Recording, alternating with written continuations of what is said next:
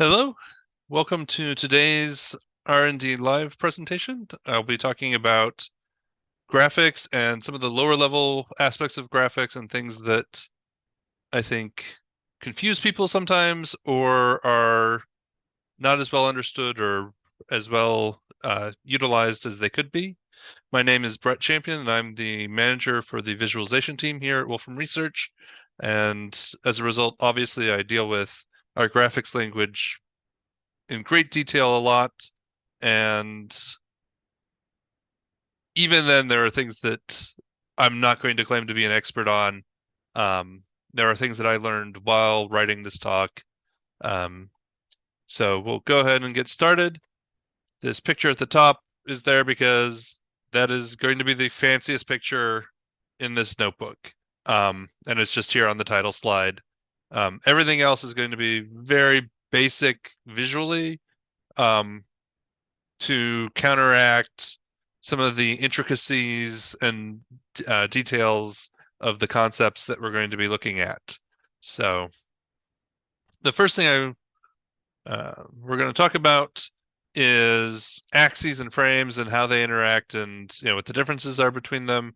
That'll hopefully go fairly quickly. And then we'll talk about plot ranges and padding, image size and aspect ratio, and then we'll get into some of the different coordinate systems available to the graphics language and how they work and some aspects of why you might want to use them or what you can do with them.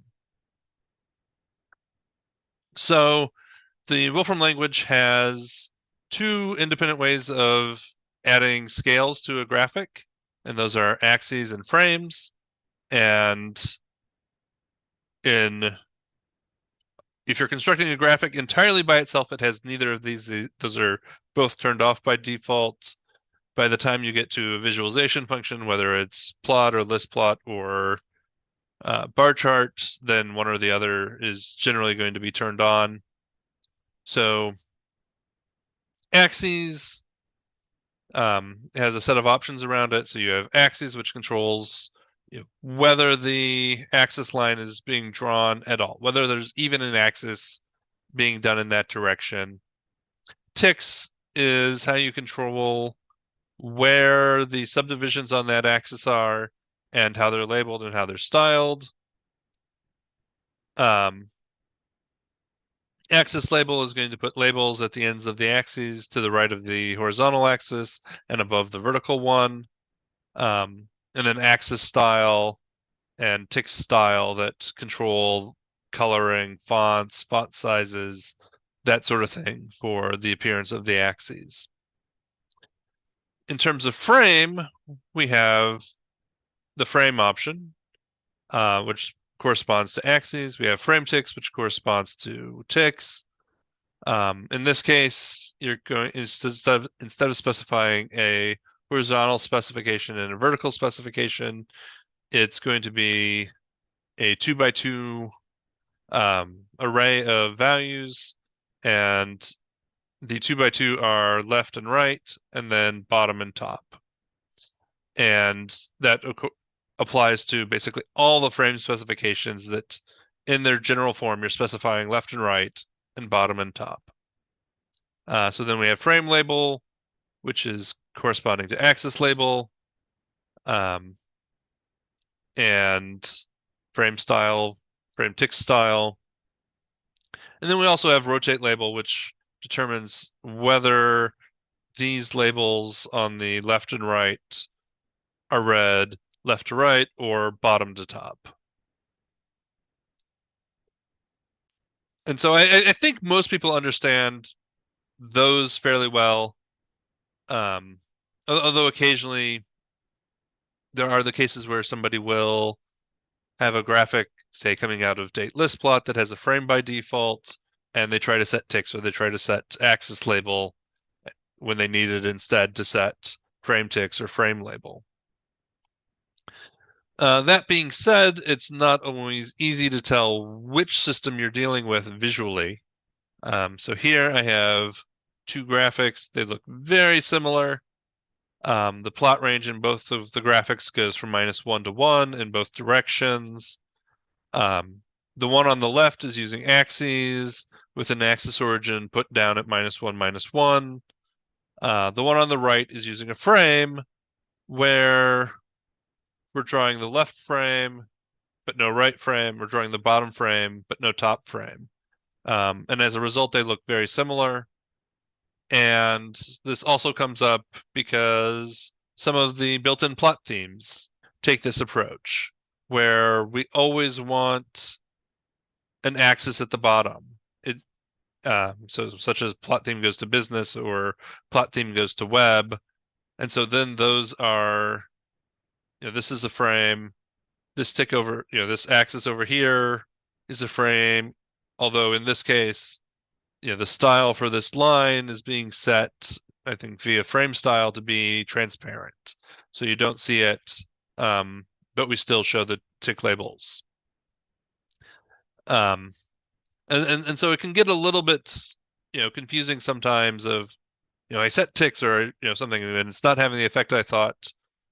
If that happens, double check to see, if the graphic is actually using frame instead of ticks like you expect. And you can use axes and frames together, but if you do, the axes aren't going to have any ticks. Only the frame will have ticks if you have frames and ticks or frames and axes together. And I mentioned that I'm not all knowing about the graphics language. One of the things I learned while writing this talk is that if you have axes and frames and axes label and frame label, that it will show the axis label and the frame label. I was sort of expecting that the axis label would not be, shown, similar to how it doesn't show the ticks. So that was something I learned just recently. And you may be thinking, well, okay, what if, I'm doing something where I'm not drawing all the frame edges? Then I'm going to get the ticks, right? No. So here we have a frame edge at the bottom. That's the only frame edge. Everything else is being turned off. Left is off, right is off, top is off. And so we have one axis and one frame edge. And even in that case, we're not going to get any ticks. Let's reevaluate that with true, just to make sure that there's not anything happening with that none that was there. And so that's a thing to be aware of. It comes up occasionally where people are trying to construct something and they're wondering why isn't this showing up? I guess the case that frequently shows up is somebody is trying to do axes true,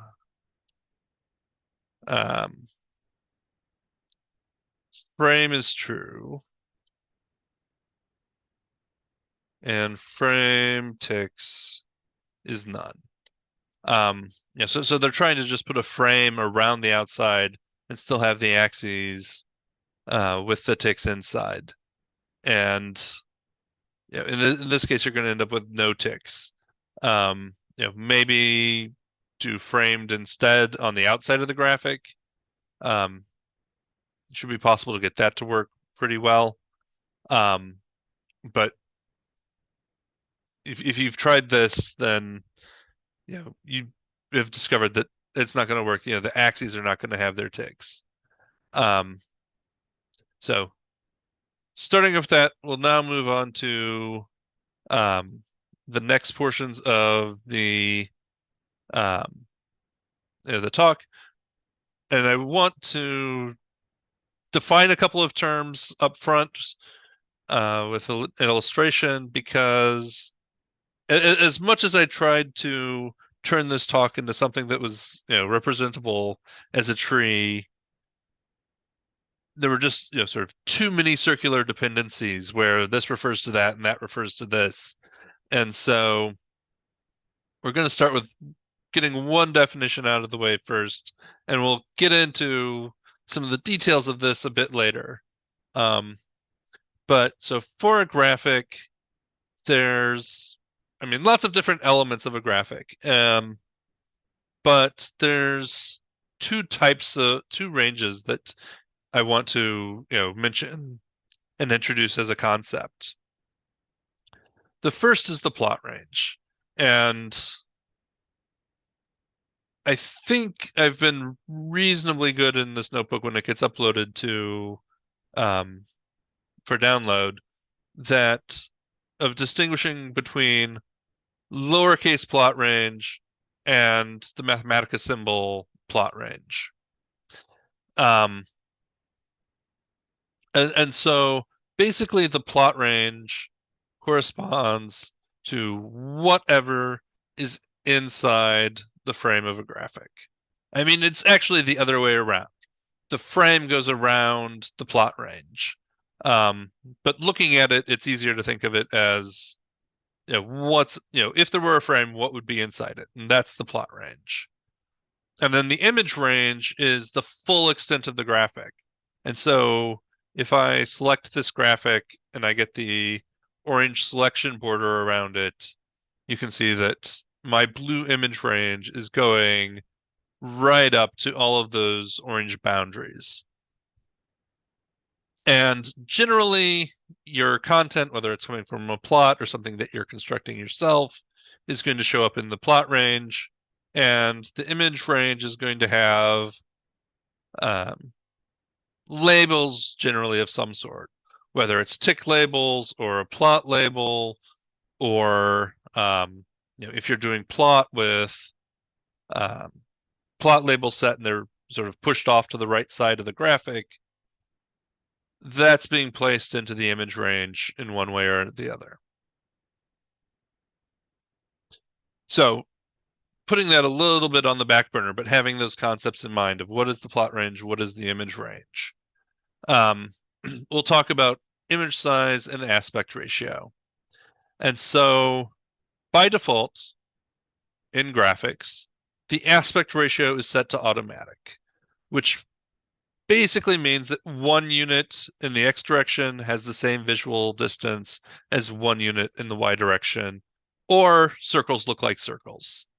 A lot of the visualization functions tend to set the plot range to 1 over golden ratio or 1. And in those cases, your circles won't necessarily look like circles. And so,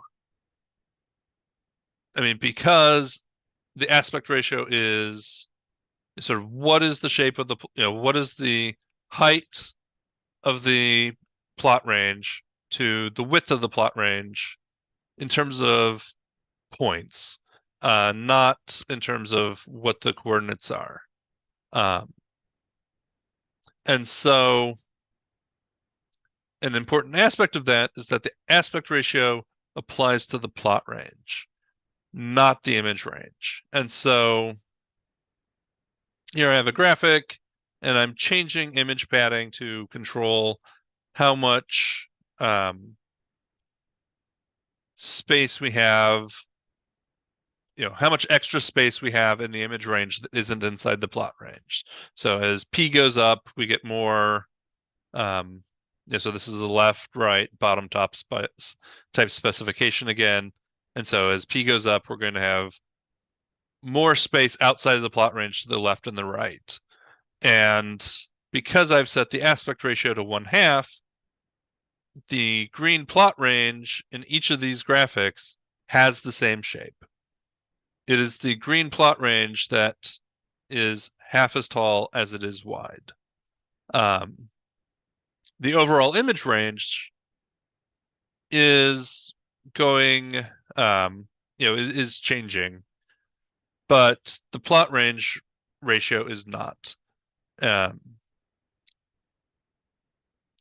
so that's an important concept about aspect ratio and image size, because a lot of times some people will set an image size to something specific. So you set your image size to 200 comma 100, and you set your aspect ratio to 1/2, and you end up with extra space. And you end up with the extra space because things like these tick labels are adding some, are eating up part of your image size, but the 1/2 is being applied to this. And so that's sort of tricky to deal with sometimes, especially if you don't know sort of exactly how much space your labels are taking up, and how much space your labels take up may depend on font metrics, which may vary from your computer, on one platform to a colleague's computer on another platform. And so, that gets kind of tricky. And so now let's talk about image size a little bit. So there are a bunch of built-in named image sizes, tiny, small, medium, large, and then there's automatic. And so with some settings here that I'm not going to go into a lot of detail about, this is the maximum size of each of those image sizes. So tiny, small, medium, large, and automatic. And any graphic you set using one of these sizes is going to fit as much as possible inside this, inside one of those rectangles. And so I'm going to look at the small setting, and I'm going to use some absolute options to extract what the image size is. So here we have a graphic that is image size small, aspect ratio 1/2. And so this is what it looks like. It has width 180. I don't care about the height right now, because that's not what limited the size of this graphic. If I do it with aspect ratio 2, then we see the maximal height is 216. And if you do that for all of these, then you can see that if you set image size goes to tiny, it's going to fit inside of a region that's 100 points by 100 points. Similarly, for these numbers for all these other settings. Now, you may have noticed something, which is that, according to this table, automatic is the same as medium. It has the same maximal dimensions. But if we go back up to this list, automatic looks like small. It absolutely is way smaller than medium. So what's going on there? And what is going on there is an option called image size multipliers. And so if we have a graphic, and I didn't actually want to bring up the documentation for graphics, and we set image size goes to automatic, which is the default, then it's this big. And this is a medium size. This is image size goes to medium sized. And so, but what happens is if you have that graphic inside of a list or inside of some other type of construct, it automatically gets shrunk down. And so inside of a list, each dimension is cut in half. Inside of another construct, each dimension is cut in a quarter. And so this is so that you can use a graphic inside of a function and it's not totally big. That's resizing, interestingly. Not sure what's going on there. Anyway, like I said, aspects of the graphics language I'm still learning even after 20 some years. So you can use the image size multipliers option to control that. So here I have that same list, graphics inside of a list, graphics inside of F. and I've set image size multipliers goes to 1 and 1. And then, you know, the graphic in both of these cases is its full size, its full normal size. And I've set this option using style on the outside of everything. You could set it by selecting the graphic and going into the option inspector, whatever's easiest. But if you have a need to, where you don't want automatically sized images to shrink down inside of other constructs, then you can go change that. And I will frequently do that. If I'm giving a presentation, say for the Wolfram Tech Conference, that I will set it frequently at the notebook level that I want 1, and I can create a list of graphics, and they're all going to be big normal size next to each other instead of being shrunk down. So coming back to image size specifications, you can control what the width of a graphic is. So image size goes to 100. Both of these graphics are 100 points wide, regardless of their aspect ratio. And this is really 100 comma automatic, which means that the width is 100, the height is computed accordingly, according to the aspect ratio, and there's no padding around this. So when I select these graphics, my orange border is tight to those orange rectangles. Similarly, I can do the same thing with height. So I can say automatic comma 100, and then all of these graphics will have the same height. The region is tight to the content. And that's useful a lot of times. If you say 100, 100, then the graphic is going to be 100 points by 100 points. And if your aspect ratio doesn't match up with that really well, then you end up with these graphics where the selection is not tight to your content. And so you have all this extra space at the top and the bottom, which I'm using the background option to sort of emphasize what that region is. And you can see where the orange border is, all that space. In this one, it's on the left and the right.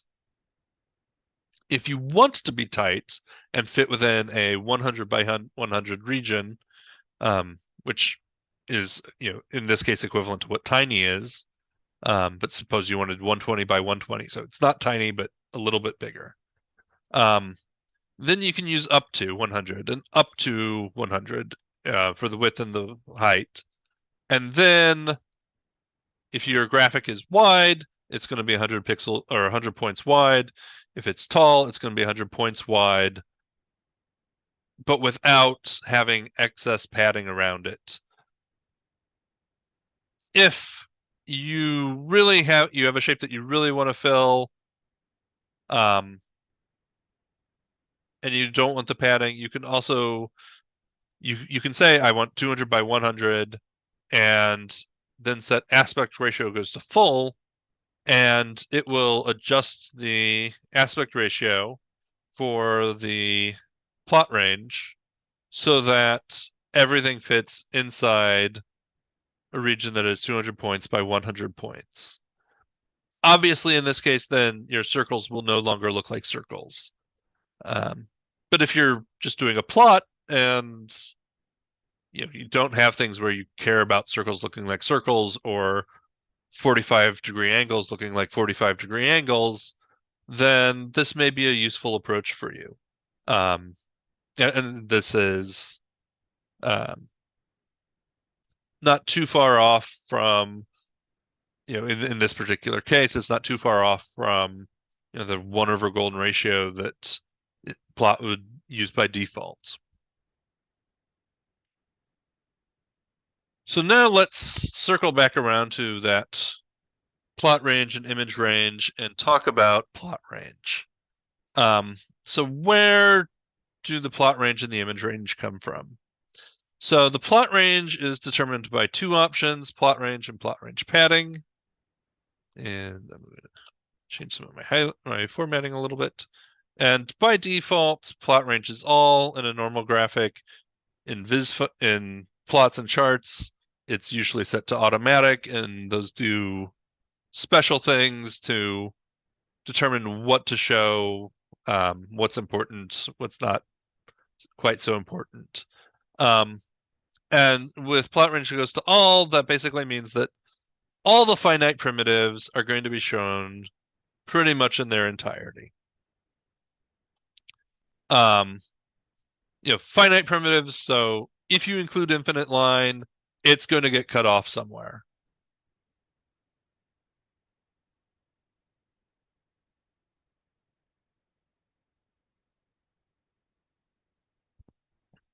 Okay. And where is an aspect I don't fully understand, especially when the scene only contains infinite primitives. And then, as I was saying, the other option is plot range padding, which is automatic, which means that there will be 2% padding on each side. And so here I have a graphic. I have an orange rectangle that goes from 0, 0 up to 200, 150, and I have the frame turned on. And the fact that this rectangle doesn't go all the way to the frame edges is because of plot range padding. In this case, I have one rectangle.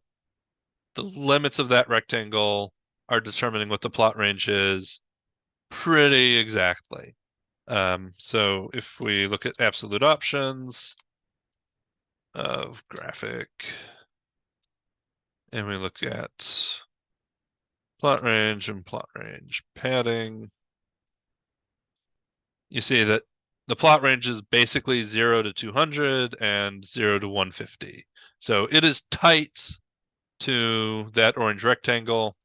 And then we have a little bit of padding, about 4 points on each side. Sorry, not 4 points, 4 units on each side. And so, and the 2% is that this padding, so this 4.16 distance here is 2% of the total plot range. So from frame edge to frame edge, this space is 2%, this space is 2%, this space is close to 2%. Automatic does a little bit of adjustment to balance out the padding in ways that I've understood at one point and have forgotten. But it's approximately 2%. It's a little bit over in this particular case. With the default setting of plot range padding automatic, it won't add padding to explicit plot ranges. So in this case, I'm have that same graphic, and I'm saying the plot ranges 0 to 200 and 0 to 150. And now the frame is tight to that, and the plot range padding is 0. If I give an explicit padding, then that is done in addition to an explicit plot range. So if I say I want 10% on every side, or if I want 20 units on every side, those are respected. And let's make those both a little bit bigger. And so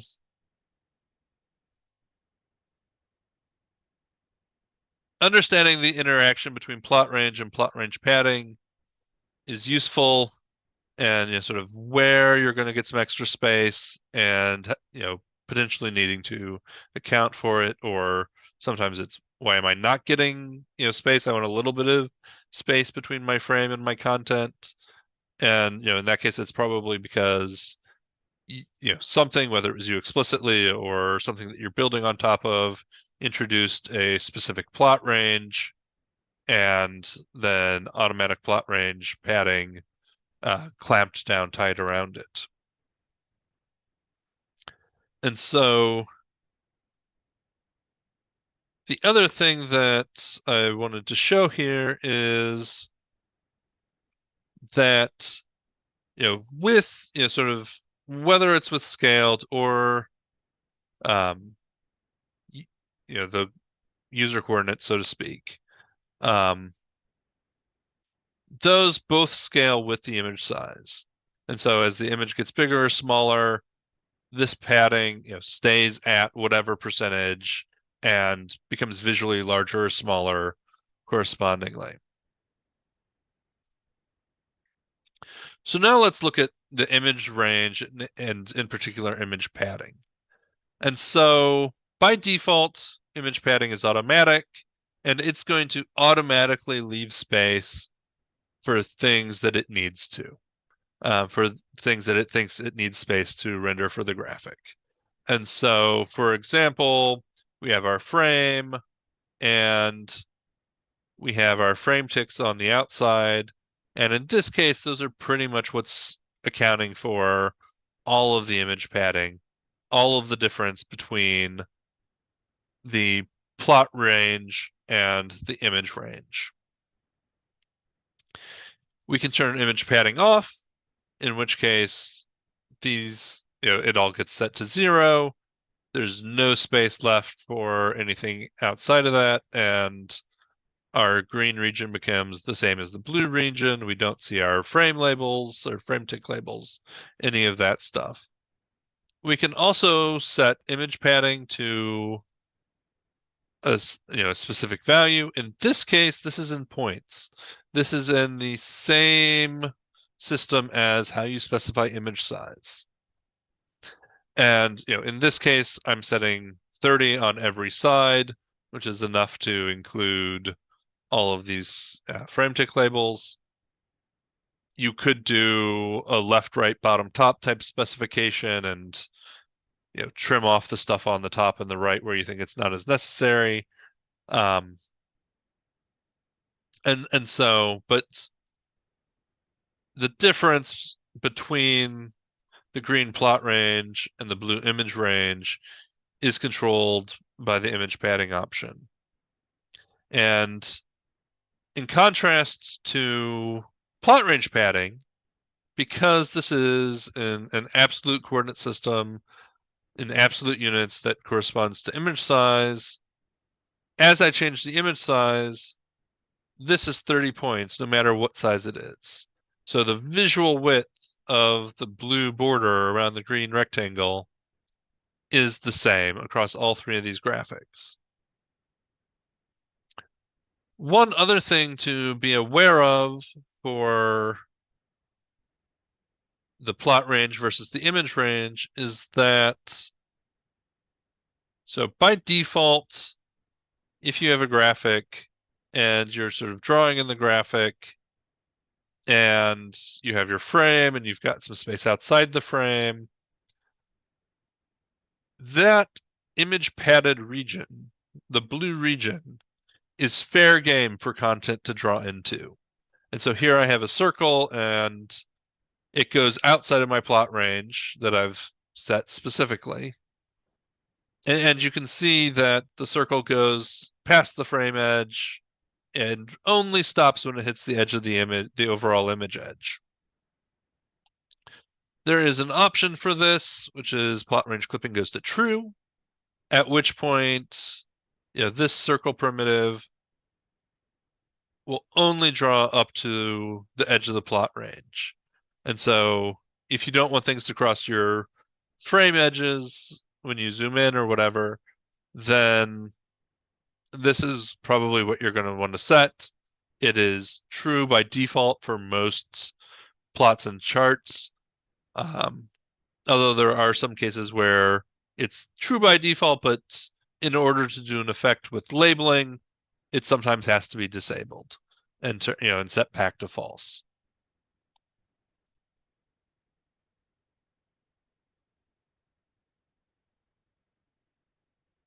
Let's see.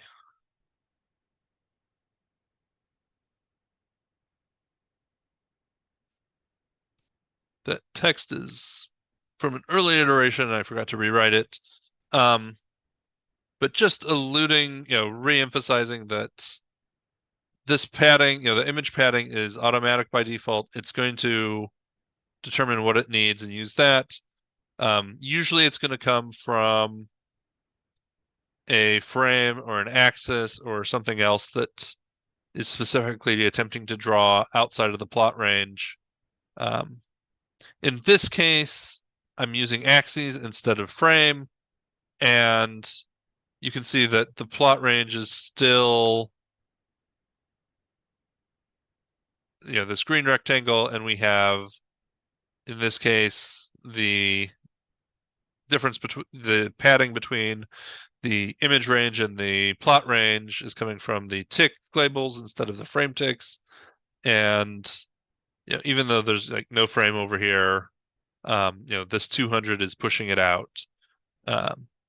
If you don't have a frame or axes, then usually these will be the same. And so you won't necessarily, in that case, the plot range becomes the image range. And so now let's talk about some coordinate systems. So there's multiple coordinate systems that you can use to construct graphics, and this gets into some detail, not all detail. The most common one is sort of your typical user coordinates, your Cartesian XY, specified in the same units as whatever your plot range is. So this is the I want to circle at 5, 5 with radius 10 type thing. You can have a scaled position where you give an X position and a Y position, and X and Y are values in a scaled coordinate system that run from 0, 0 at the bottom left corner of the plot range of the green rectangle to 1, 1 in the top right corner. Image scaled is the same, except it goes from, it's over the image range. So the blue rectangle is what it's mapping 0, 1 to. And so we'll look at a graphic. So we have a graphic. We have a rectangle, which is light blue, and this is going from image scaled 0, 0 at the bottom left to image scaled 1, 1 at the top right. We have a frame just to make sure that there's a difference between our plot range and our image range. We have a rectangle that's light green, that's going from scaled 0, 0 to scaled 1, 1. We have a blue point, which is at scaled or image scaled 0.5, 0.5. So this point is halfway between the left edge and the right edge of the image range of the overall graphic. Similarly, we have a point that is green at scaled 0.5, 0.5. And so this point is halfway between our minimum X range and our maximum X range, and similarly for Y. And then we've got a good old-fashioned point at 50, 50. And just for fun, this graphic has a light gray background, and you can't tell because you can't see the light gray background, because this rectangle that goes from image scaled 0, 0 to image scaled 1, 1 is completely and perfectly covering it up.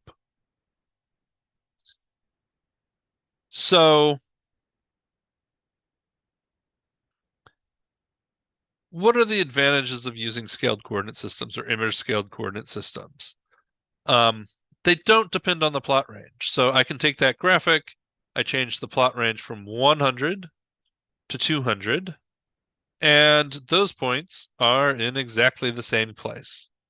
The black point has moved. It's moved visually. It's still at 50, 50, but now there's 150 units to the right of it instead of 50 units to the right of it. And these coordinate systems apply whether or not I have axes or frame or neither.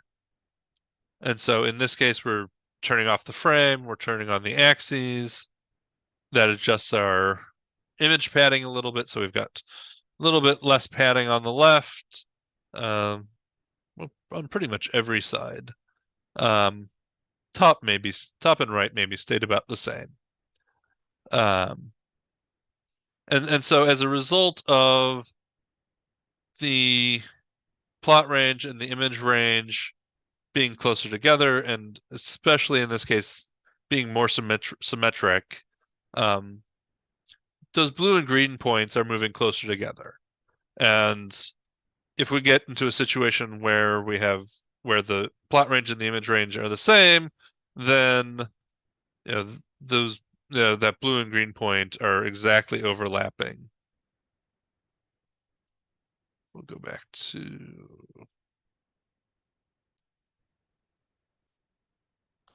right. So those are exactly overlapping. And so scaled and image scaled also have two argument forms. And this is where things start to get really fun. And then, and so then these are, I want to move a fraction of my plot range or a fraction of my image range away from some other position. And then we also, in this point, get offset, which does the same thing, but dx and dy are in points. And so here we have a similar graphic to what we were looking at before. We have the same light blue and green rectangles. We have the same black point at 50-50. But now our blue point is image scaled 0.1 up and to the right from our black point at 50-50. Our green point is down and to the left by 10% of the plot range from that black point. And we now have a red point that is offset 20 points to the left and up from 50-50. And so if you were to measure, this distance, from green to black, that would be 10% of that. And this distance for blue is a little bit larger because it's 10% of that distance. And this is just 20 points, absolute scale, to the left and up of the black point. And so now when we change the image size, you see that the blue and the green points shrink with the image size. So it's always 10%, distance from green to black as a fraction of the width of the graphic. Same for the blue, but with width of the plot range for green, width of the graphic for blue. But offset is in points, and it's always 20 points to the northwest of the black point. And so this distance from black to red is visually the same in all of them. And if I take this and I move it, I resize, everything is moving relative to the black point except the red one. And that's kind of cool. And then the craziness starts, which is that you can combine these. And so suppose you want a point that's halfway across the plot range and 50 points up. So you could do this. So we're going to create a sort of an orange point. It is going to be offset 0 to 0, no horizontal offset. We're going to shift it up 50 points. But what is our point that we're going to refer to? We're going to refer to a scaled point. And our scaled point is going to be 50% of the plot range to the right and 0% up from 0, 0. And I'm going to set my plot range at 0 to 200, 0 to 150. So we can see that we are 50% over and 50 points up. And as I change the image size, the distance from the bottom to the point is always the same. It's always 50 points. And as as this image is changing size, this is moving. It's always centered inside of our plot range. So if we take this, let's move that up a little bit. You can sort of see where, um, that this distance doesn't change, but that the horizontal position remains centered.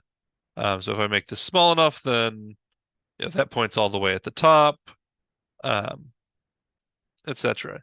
If I change the plot range, if I start changing the plot range, so from 0 to k to 0 to k in both directions, then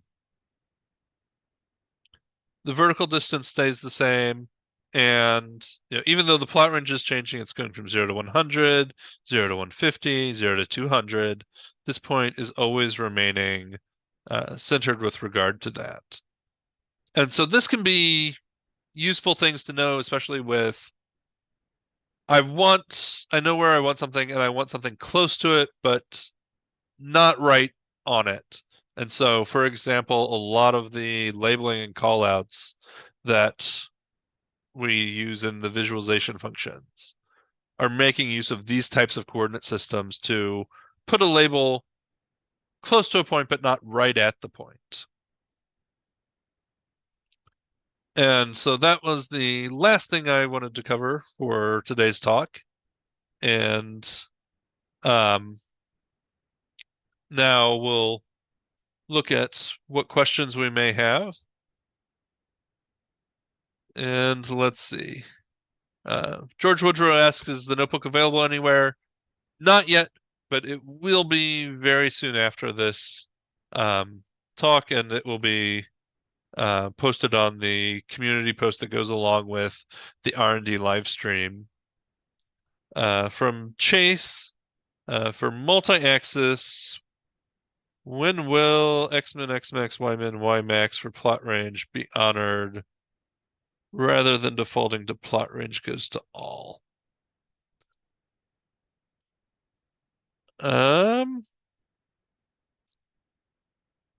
And so I think that is referring to multi-axis means multiple things.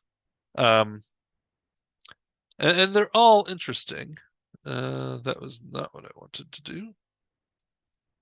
I wanted to.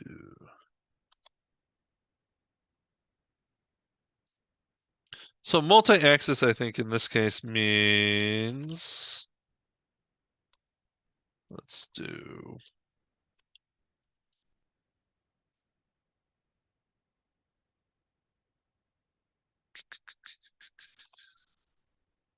And that option name is escaping me at the moment. Multi-axis arrangement. And so let's magnify that. So setting plot range to plot to min-max range on this. I mean, I don't think that X-min, X-max, Y-min, Y-max really can work exactly on this. It would have to be something that would span to multiple specifications of controlling this axis and that axis and all four of the axes that are here. And so when you get into the multi-axis things, simple plot ranges stop making as much sense, and things end up being more constructed. And in those situations, it tends to use plot range all because there's no unique coordinate system. And so you go to a constructed coordinate system that's useful for assembling things, but then it's not quite so much easily modified by users. And I mean, interestingly, and I'm not going to get into it in a lot of detail right now, but in cases like this where we're drawing multiple axes, and so this, okay. So earlier on, I said that, there were two independent things that, controlled scales, axes and frame. That was a lie. There's a third, which is axis object, which is experimental and worthy of a talk all on its own. Um, and so even though this looks like a framed graphic, um, it is actually constructed using multiple axis objects. Um, and if we were to take this, and I'm going to go off script and play with fire. And so let's do prologue. And we'll use my favorite things. So we'll do light blue, rectangle of scaled of 0, 0,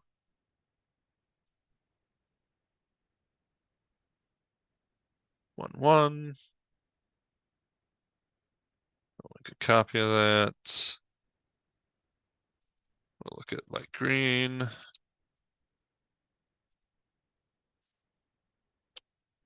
Image scaled to scaled. So what you'll see here is, interestingly, that green scaled region is not as tight to where we managed to draw the axes as I was expecting. But interestingly, that this axis on the left is being drawn entirely in the image padding. And usually it's difficult for primitives to draw outside of the plot range. Even in the circle case where it was going through the frame edge, the defining characteristics of that circle lived inside the plot range. So the center point for that circle was inside, and then it happened to draw through. In this case, it's drawing entirely outside, but not really.